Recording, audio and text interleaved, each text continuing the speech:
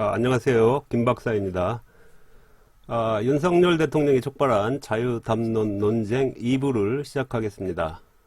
지난 시간에는 우리가 자유의 개념의 여러 가지 측면에 대해서 알아보았습니다. 지난 시간 내용을 좀 돌이켜보면 결국은 이 자유 자체를 파괴하려는 사상은 없다.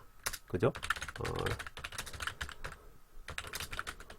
심지어 공산주의자도 이른바 계급 없는 사회, 클래스리스 소사이어티를 추구하는 점에서 경제적, 사회적 그 자유를 사상적으로 궁극적인 목표로 추구한다고 볼 수 있고, 그런 점에서 뭐 상대적으로 자유냐 평등이냐 어떤 가치에 중점을 두느냐의 차이는 있지만 자유 자체를 파괴하려는 사상은 없다. 만약에 있다면은 그거는 뭐 우리 사회에서 온전한 사상으로 인정을 받을 수가 없겠죠. 그런 면에서 현실적으로 이렇게 자유가 압박당하는 그런 상황이 아니라면 예컨대 뭐 일제강점기라든지 개발 독재라든지 뭐 그런 상황이 아니라면 자유담론은 공허할 수 있다라고 볼 수 있을 것 같습니다. 자유담론은 공허할 수 있다. 예. 왜냐하면은 누구나 다 추구하는 가치이기 때문에 뭐 굳이 강조를 할 필요가 있을까라는 의아함이 들고, 이런 점에서 누군가가 이 가치를 강조하는 상황이라면 뭔가 다른 어떤 그 의도, 정치적, 경제사회적 의도가 좀 내포되어 있지 않은가, 뭐 이런 의문을 우리가 가질 수 있는 것이죠. 그래서 또 하나는 뭐 개념 자체가 지나치게 포괄적이죠. 그래서 뭐 듣는 사람의 처지와 가치관에 따라서 이제 다르게 해석될 여지가 다분하고, 이런 점에서 이제 자유라는 그 개념을 언급할 때는 상당히 좀 조심스럽게 사용해야 되지 않은가, 뭐 이런 생각을 하고 있습니다. 그러나 이제 분명한 것은 뭡니까? 우리 윤석열 대통령이 취임 이후에 줄곧 자유담론의 주창자로 자처하고 있고, 이것이 국내외적 관심과 논쟁을 불러일으키고 있다는 것입니다. 그래서 뭐 어떻게 보면은 윤 대통령의 자유담론이 뭐 뜬금없다 그런 느낌을 지울 수가 없습니다. 뭐 왜냐하면은 뭐 자유가 지금 현재 크게 핍박당하거나 위협당하고 볼 수는 없는 상황 아닌가요? 저만 그렇게 생각하는지 모르겠는데, 제가 아니면 뭐 어떤 위협이나 뭐 이런 거에 너무 무감각한 건지 또 그런지도 모르겠는데, 어찌됐든 제 생각은 좀 뜬금없다라는 그런 느낌을 지울 수가 없는 것이고, 그렇다면 윤 대통령이 왜 이런 행동을 하는 것인가, 여러모로 생각을 해봤는데 잘 해석은 안 되는 그런 상황입니다. 그래서 어찌됐든 오늘은 뭐 유튜브를 통해서 이 점에 대해서 좀 더 자세하게 얘기해 보도록 하겠습니다. 우선 뭐 우리 윤 대통령의 자유담론을 좀 더 이렇게 이해하려고 시도하기 위해서 한국 사회의 맥락에서 자유담론이 어떤 특징을 갖고 있는가에 대해서 알아보도록 하겠습니다. 지난 시간에도 잠깐 언급을 했습니다마는, 우리 사회가 이른바 자유를 경험한 것은, 특히 이제 정치적 자유죠. 정치적 자유를 경험한 것은, 뭐, 이 민주화 이후죠. 90년대 민주화 이후이고, 어떻게 보면 우리 이 사회가, 이 자유를 경험한 것은 비교적 최근의 일이라고 이렇게 이제 볼 수가 있고, 그렇다면 자유주의가 어떻게 주창되어 왔냐? 역사적인 맥락에서 본다면 해방과 또 내전, 남북전쟁, 6.25 전쟁이죠. 이 6.25 전쟁 이후에 주로 이제 반공주의자에 의한 자유주의가 많이 주창이 됐죠. 그러다 보니까 이제 반공주의, 자유주의가 이제 반공주의와 거의 뭐 비슷한 맥락에서 쓰이다 보니까 이 사상적인 빈곤에 빠져 있다, 이렇게 이제 볼 수가 있습니다. 그러니까 어떤 우리 스스로 자유란 어떤 것인가, 또 자유를 진작시키려면 어떤 방안이 있는 것인가에 대해서 고민을 했다기보다는 공산주의에 반대하는 그런 사상으로서의 자유가 주창이 됐기 때문에 뭐 그 자체 사상으로서는 이제 크게 이제 발전이 없었던 것이죠. 이제 그럴 뿐만 아니라 이제 이 자유주의가 이제 반공주의 맥락에서 사용됨으로써 어떻습니까? 정치적 폭력과 탄압의 담론적 정당성을 제공을 한 것이죠. 그래서 뭐 어떻습니까? 현재까지 당시에 희생당한 분들이 많고 이게 이제 어떻게 보면 우리 현대사의 아픔이라고 볼 수 있고, 현재까지 아픔이 완전히 치유됐다고 보기에는 좀 어려운 상황이고, 아직까지 그 아픔이 남아있는 상황이라고도 이제 볼 수가 있을 것 같습니다. 냉전 개발 독재 시대는 어떻습니까? 이제 특히 우리 한국 사회 자유담론의 특징 중에 하나인데, 참 이 역설적으로 이 자유 억압 세력에 의한 이제 자유주의가 주창이 됐다, 이렇게 이제 볼 수가 있는 것입니다. 그리고 어떻죠? 결국은 이제 자유주의는 뭐 지난 시간에도 사전적 정의에서 얘기를 했지만은 우리 신체나 사상, 그리고 우리 재산, 뭐 소유물에 대한 구속, 속박, 뭐 억압 등으로부터 탈피, 뭐 이렇게 이제 자유를 정의를 하게 된다면, 사실은 뭐 어떤 사상이라도 뭐 다른 사람의 자유를 크게 해치지 않는다면 그거를 뭐 어느 정도 그거를 인정을 하는 것이 사실은 자유주의의 본 모습이죠. 하지만 우리 사회의 이른바 반공주의 맥락에서의 자유주의는 어떻습니까? 다른 사상을 전혀 허용을 하지 않는, 그죠? 사상적 그 자유를 허용하지 않는 그런 모순에 이제 빠져 있는 상황이죠. 그래서 이제 진정한 자유주의로서는 한계가 있다, 이렇게 이제 우리가 볼 수 있을 것 같습니다.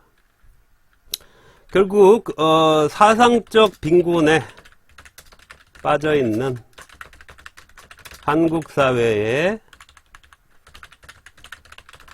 자유주의는 그 자체로 온전한 사상이라기보다는 과거 냉전 독재의 시대상을 반영하는 정치적 의도와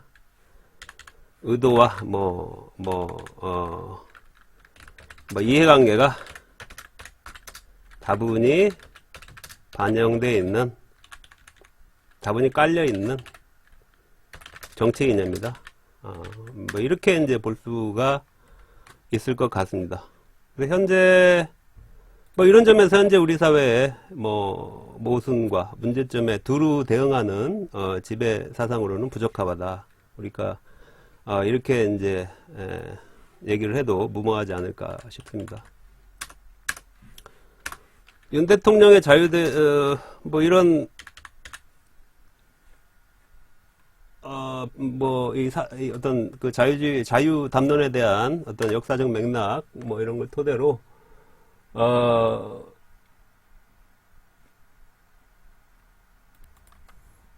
네, 이런 개념적 맥락에 대한 이해를 토대로 우리 윤 대통령의 이 자유담론에 대해서 좀 더 구체적으로 얘기를 해보도록 하죠.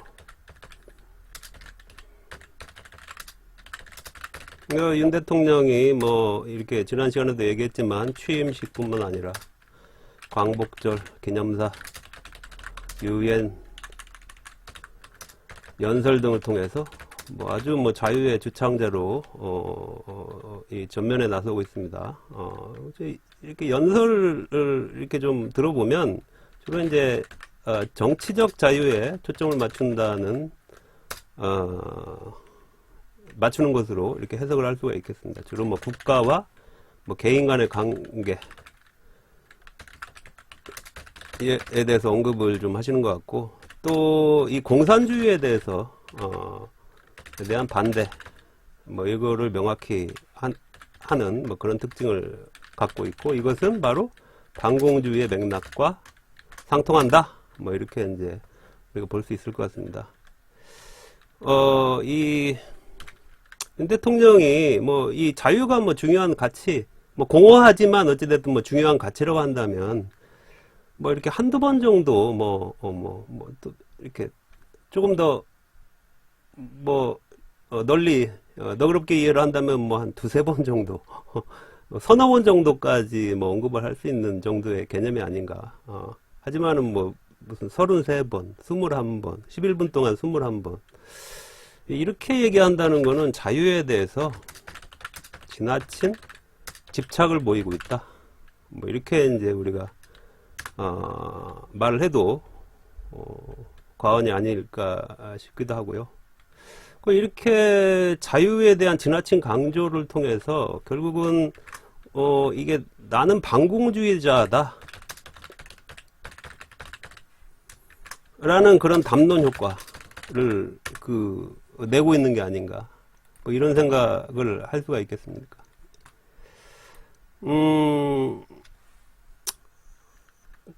사실은 이런 담론 효과를 왜 내는 것인가? 도대체 이런 담론 분위기를 왜 조성하는 것인가? 과에 대한 의문이 계속 남고 있는 상황입니다. 예. 그리고 아까도 말씀드렸지만 한국 사회 맥락에서 사상적 빈곤에 빠져 있는 자유사상에 대한 집착. 뭐 이런 점에서 우리 윤 대통령이 어떻게 보면은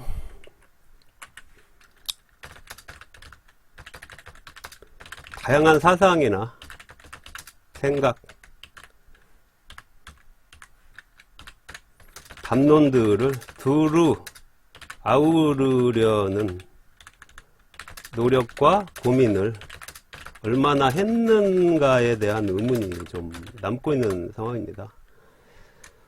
이렇게 자료를 보다 보니까 이 후보 시절이죠. 대통령 후보 시절 지난해 12월 22일 날 전북대학교 강연에서 뭐 이런 얘기를 하셨더라고요. 극빈에 뭐 이렇게 익히 이 자료를 접한 분도 있을 것이라 생각이 듭니다. 뭐 유튜브의 영상에도 많이 올라와 있는데요. 극빈의 생활을 하고 배운 것이 없는 사람은 자유가 뭔지도 모를 뿐 아니라 자유가 왜 개인에게 필요한지에 대한 필요성 자체를 느끼지 못한다. 이런 말씀을 하셨더라고요. 년 12월 22일 전북대. 저도 좀 이게 왜 어떤 맥락에서 이런 말씀을 하셨는지에 대해서 아직까지도 잘 이해가 안 가는 그런 말씀입니다. 어찌됐든 윤석열 대통령의 자유담론이 사회적 기능이 크죠. 더군다나 대통령이라는 책임의 막중함을 생각하면 윤 대통령의 자유담론은 어느 사람이 얘기하는 그런 담론보다도 그 효과가 크다고 볼 수가 있습니다.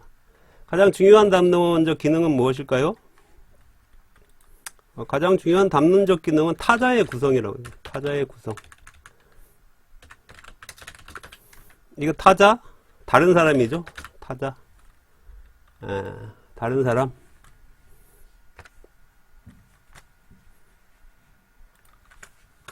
타자. 영어로는 뭡니까? construction? expression of the other.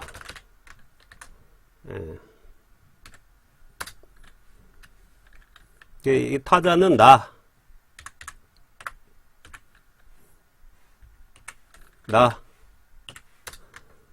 또는 우리와 이해관계를 달리하는 대상으로서의 타자이죠. 그리고 이게 또 타자가 더 이렇게 심하게 나가면 이게 적이 될 수 있습니다. 적, 에너미. 적의 구성이 되죠. 그래서 대결의 논리를 이렇게 구사할 그런 장도 이 담론적 그 토대를 제공한다고 볼 수가 있습니다.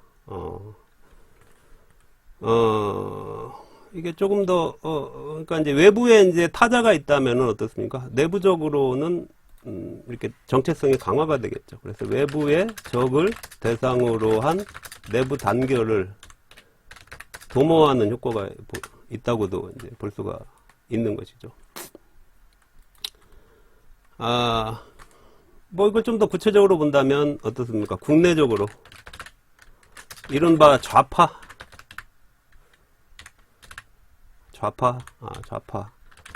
뭐 흔히 사용되는 용어지만 이것도 이렇게 한번 우리가 논의를 해봐야 될 용어입니다. 논란이 있는 뭐 친북 세력.